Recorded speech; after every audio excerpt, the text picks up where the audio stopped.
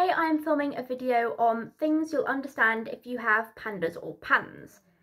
Now obviously PANDAS PANS, it's very misunderstood and it's a very complex and horrible condition to have at times. So of course there are some difficulties that people in the community may specifically relate to.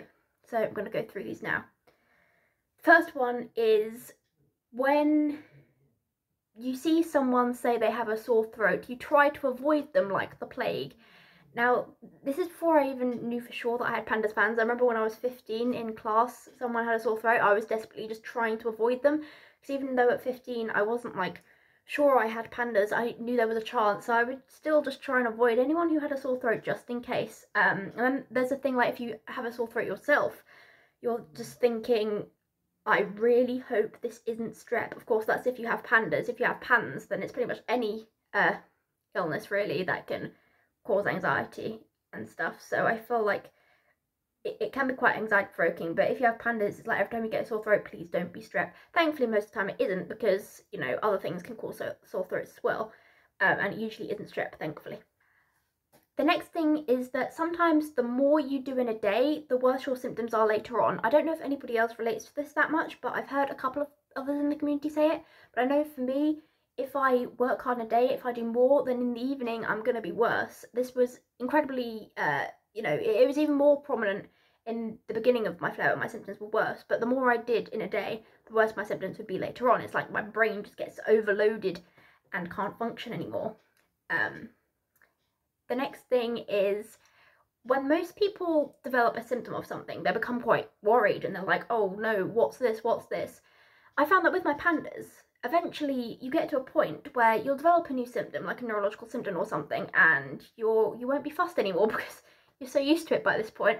I know for me, I once woke up with numbness in my arm. To be fair, I probably just slept with my arm, but it didn't really bother me that much. Some days I wake up dizzy, sometimes I will just have weird neurological symptoms, but at this point I'm like, it's probably PANDAS. So it doesn't bother me as much anymore as it did, because we kind of get used to developing very strange symptoms, so we don't get as worried about it as we may have done before because we're kind of used to it. The next thing is seeing more doctors than you can count, because so many doctors just don't understand it. I feel like so many people in the PANDAS PANS community just constantly just are trying to find a doctor who will listen. I feel like that's a big thing. I remember when I was younger, I was 10 years old, my mum mentioned PANDAS, the doctor just said don't believe everything you read on the internet. So I feel like we do sometimes have to search around for a doctor who understands, and we also see lots of different doctors to see what they can offer us, and that might be doctors who specialise in natural medicine, doctors in conventional medicine, just seeing whoever can help. Because, you know, people are desperate when they have PANDAS PANS, because people need to have a better quality of life than this, and unfortunately people can struggle to access the appropriate treatments.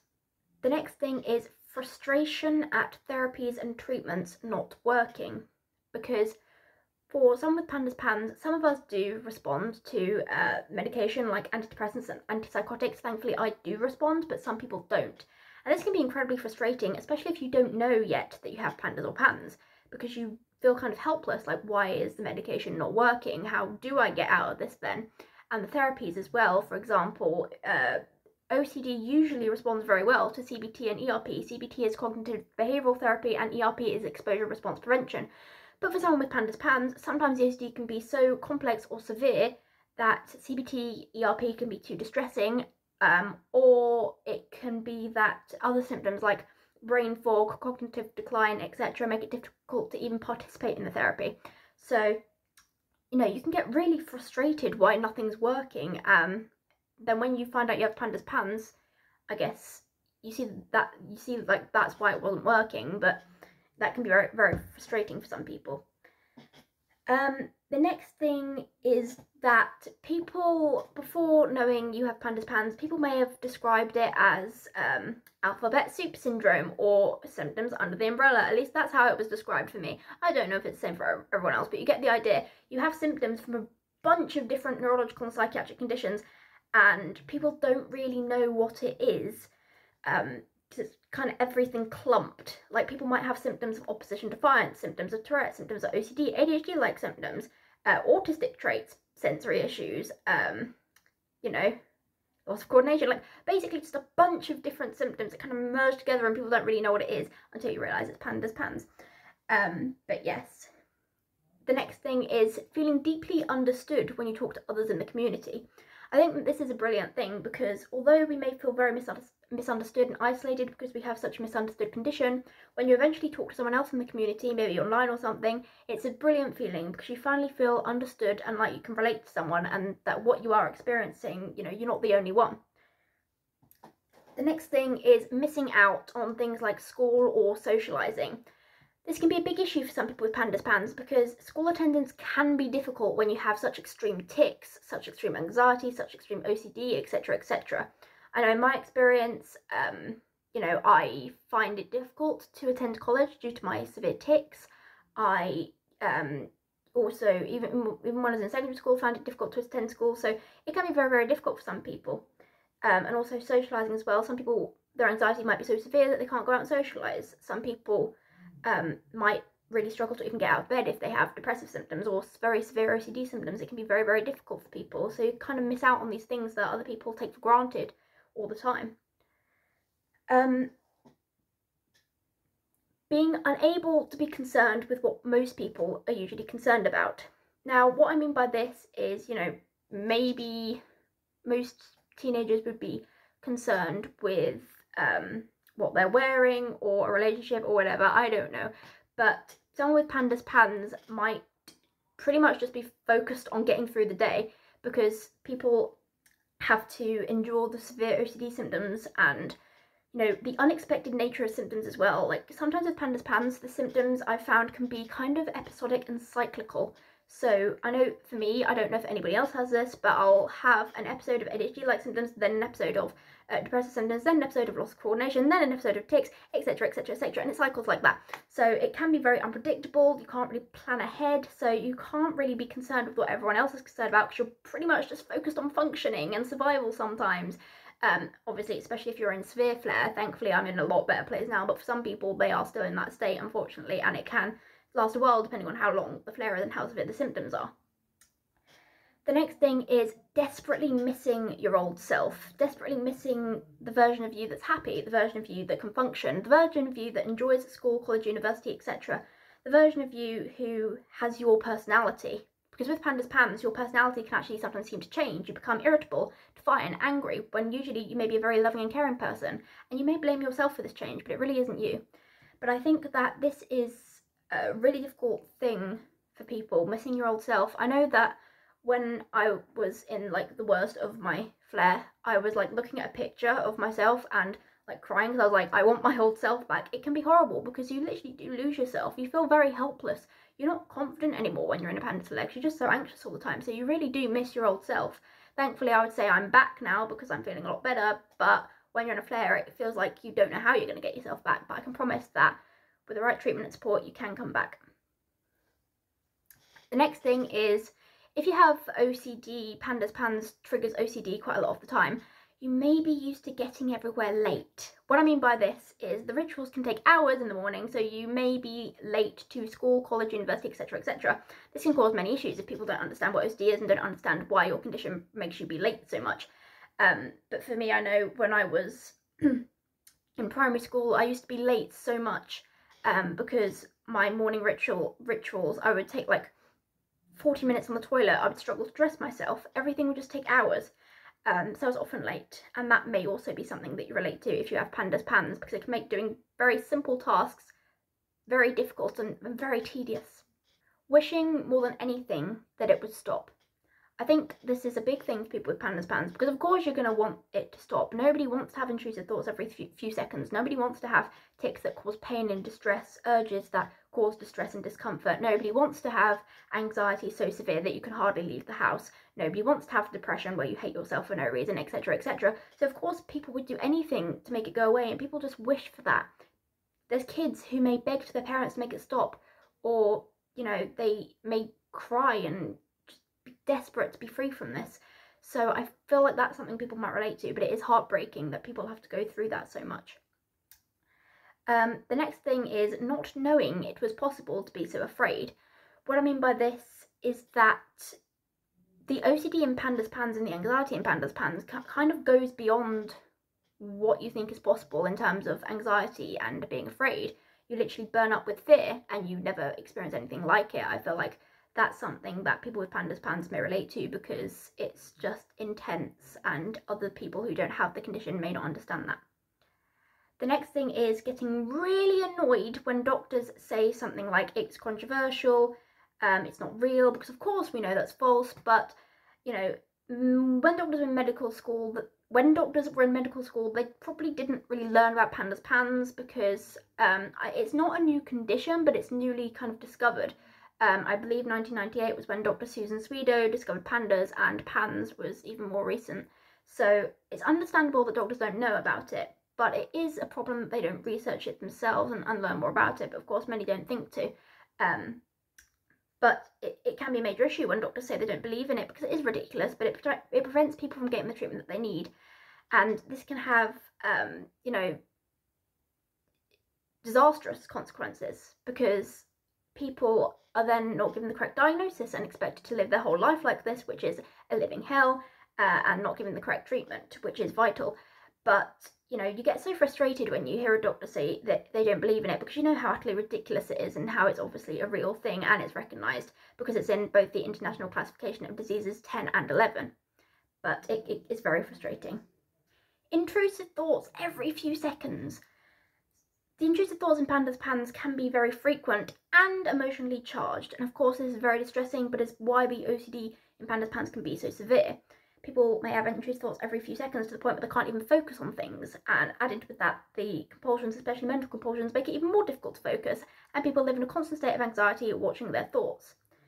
The next thing is lying awake at night, being completely unable to drift off, not understanding why. Number one, your brain doesn't shut off, and number two, even if you try to sleep, you just can't, and you lie there for hours for no reason. This is because sleep disturbances are a symptom of PANDAS PANS, but again can be so difficult to deal with and very frustrating, especially when you have to get up the next day and feel like you can't function, and the sleep deprivation worsens the symptoms. Getting really upset and frustrated when people think that you're a bad person for something you can't control. And what I mean by this is, how many times do I say what I mean by this? I've just noticed that. But people with PANDAS PANS often have rage attacks and opposite defiance personality changes. I've said that before, but this can make people, if they didn't know the person before the PANDAS flare, other people may just judge the individual as a bad person or badly behaved, or, you know, parents need to set more boundaries. That was the thing my parents were told. But the thing is, these people aren't bad people at all. Their brain is being attacked by their immune system and they need help, not judgment. The judgment's not going to do anything. These people desperately need help, and they don't want to be thought of as a bad person because they already feel bad enough about themselves as it is. So please know that people with PANDAS PANS are not badly behaved, are not bad people, they're not horrible people. And if you have PANDAS PANS and you relate to this, then know that it isn't your fault that you have rages and oppositional defiance and personality changes, because things can get better. And again, as I said, you will find your old self, you will come back to yourself, and you will be yourself again. Blood tests. Lots of blood tests. Some people with PANDAS PANS do have a lot of blood tests to check for strep, to check for lots of different things that could be contributing to the condition, to see what may help them. Thankfully, I haven't had that many blood tests, but for some people they have so many, it's very frustrating. I do remember the time when I was 10 years old, my parents said I had to get a blood test to see if I have PANDAS, and I ended up just sitting on the stairs outside the doctor's. I was crying because I was so terrified of blood tests, but now I'm completely fine with blood tests. But the thing is, some people have a lot of blood tests because they have to, and a lot of doctor's appointments because, again, they have to. The next thing is having a lot of your time taken up by doctor's appointments and therapy appointments, because maybe you have to see a neurologist, a psychiatrist, an immunologist, a nutritional therapist, a CBT therapist, a psychologist, stuff like that. It can be difficult because so much of your time is taken up by that. Pretty much being best friends with the school nurse. I don't know why I had this on there, but I feel like sometimes people with PANDAS PANS may have to go to the school nurse quite often if they're experiencing symptoms, and they may get to know the school nurse pretty well. I know this was me in secondary school. I was pretty much best friends with the school nurse at this point, because like I had to go to the school nurse every day to get my medication anyway, but sometimes I would actually have to go there if I was having bad tics. I remember being wheeled out of the pupil support centre because my tics wouldn't let me walk, and I was in the school nurse's office just so frequently because of my tics sometimes, like stomach clenching tics, lots of horrible ones. But yes, that can be something that some people have. Being best friends with the school nurse, like just seeing the school nurse very often. Being unable to read your own handwriting. PANDAS can cause handwriting deterioration, so sometimes you may look at your handwriting and be completely unable to read it, and neither can anyone else. And this can be quite frustrating in school, so it's better to use a laptop sometimes. But also, as well as this, your handwriting may fluctuate. Some days it may be really, really neat. Other days you may not be able to write on the line. It may be going like that, not down the margin, but across. You know, it kind of all seeps into each other. Handwriting can be difficult if you have PANDAS, so some days you just may not be able to read it at all. Also, another thing is doubting your own intelligence because of the symptoms. This is something that people might unfortunately relate to because the memory decline, decline in maths ability, hyperactivity, inattention can make people feel like they are just not smart or can make people doubt their intelligence, especially if they're young. And this is very sad because I hope that people know that it's the symptoms and not them. And just because they may experience neurological symptoms that cause a decline in some abilities, they have strengths in other areas and they are still an intelligent person. OCD, wrecking your ability to read, write and use technology. OCD can sometimes make people have to reread the same line over and over again when reading, or maybe click the page to the point where they rip it, and of course these things can make reading exceptionally difficult. It can also make writing difficult, as some people may feel like their writing needs to be perfect, but again that's very difficult if you have a deterioration in handwriting. And then again, people may need to cross out words over and over again, write the word over and over again. It can be very frustrating and very tedious. And it can also prevent you from using technology appropriately because you may have a compulsion to, this is what I had, you have to click on the scroller at the side of the page and go up and down the page. It's very difficult to read things. Maybe you have to click multiple times or something like that. It can be very difficult for some people. Okay, these are just some for today. You know, these are just ones that I thought of, but of course there's probably a lot more that people in the PANDAS community relate to, so if you have anything else that you think is very commonly experienced in the PANDAS community, please comment it down below. Thanks for watching. Bye!